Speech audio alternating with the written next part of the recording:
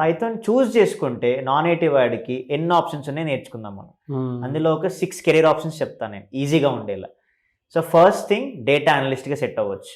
Okay. Data analyst అంటే ఏంటి అంటే డేటాని కలెక్ట్ చేసుకొని అనాలిసిస్ చేసి ప్రజెంట్ చేయడం. సో దానికి ఐటీ వాడైనా నాన్ ఐటీ వాడైనా ఎవరైనా ఎలిజిబుల్. కాకపోతే దానిలో పైథాన్ నేర్చుకొని మనకి ఎక్సెల్ ఉంది కదా టూల్, ఎక్సెల్ టూల్, ఎక్సెల్ ని చాట్ జీపీటీకి ఎలా కనెక్ట్ చేసుకోవాలి, పవర్ బిఐ ఇలాంటి టూల్స్ ఉంటాయి. ఈ టూల్స్ ని యూజ్ చేసుకొని డేటా అనాలిసిస్ వాడు ఏం చేస్తాడు, అవుట్కమ్ చూపించగలుగుతాడు. అలా ఏ ఇండస్ట్రీకైనా నీడ్ ఉంది, హాస్పిటల్ అయినా, ఫిన్టెక్ అయినా, ఈ కామర్స్ అయినా కూడా. సెకండ్ వచ్చేసి బిజినెస్ అనలిస్ట్.